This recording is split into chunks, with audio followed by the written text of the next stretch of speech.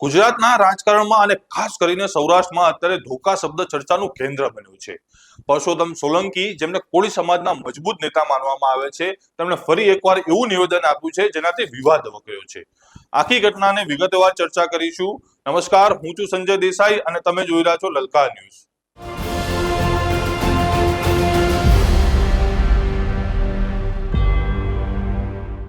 તો વાતની શરૂઆત થઈ હતી બગદાણામાં નવનીત બાલદિયા પર થયેલા હુમલાથી.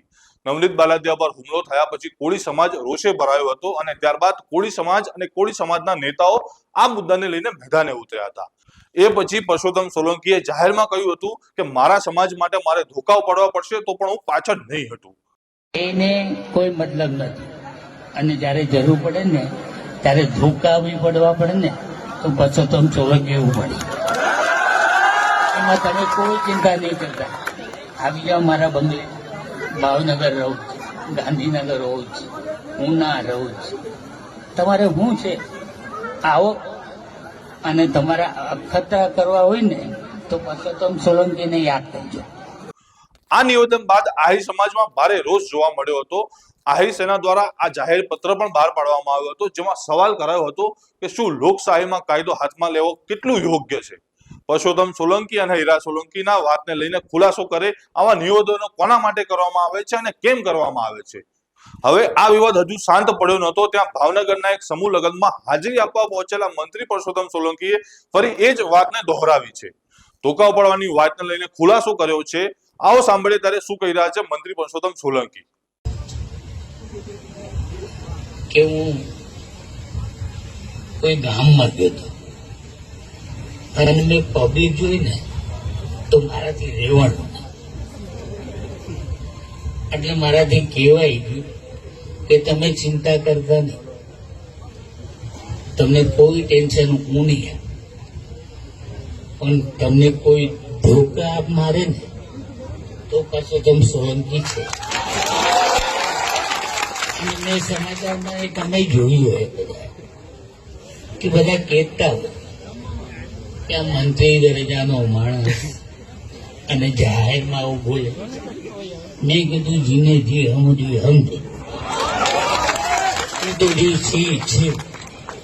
અને આ કોઈ સમાજ નથી, મને બીજું કઈ આવડતું નથી. બધા સમજતા હોય અને તમે બધા મારા દાખલા જોયો. તમને કઈ નવું કહેવાની જરૂર નથી કે આપણા સમાજના બહેનો ભાઈઓ પર ક્યાંક અત્યાચાર થયા હોય ને તો બધા પાછળ ભાગતા, અનુભવથી પેલો ભાગતો.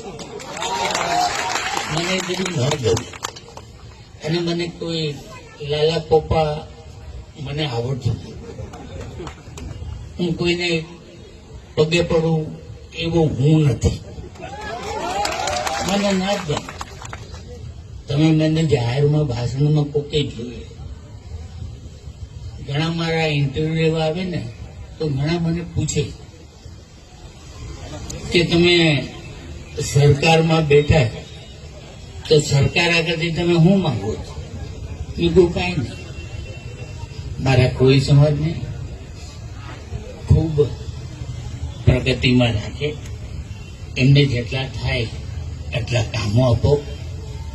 કેમ કે આપણો આ છેવાડાનો આ કાંઠો છે અને આપણા કોળી સમાજના દરિયાથી રહેતા વધારે આપણા કોળી ભાઈઓ, એટલે તમે એને જેટલું થાય એટલું સાથ આપો.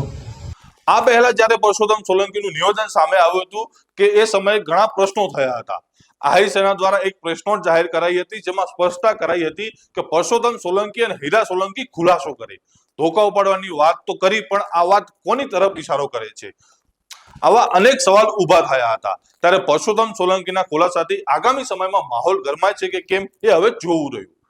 તમારું શું માનવું છે તમને કોમેન્ટ બોક્સમાં જરૂરથી જણાવજો અને અમારી ચેનલ લલકાર ન્યૂઝને લાઇક, શેર અને સબસ્ક્રાઇબ કરવાનું ભૂલતા નહીં.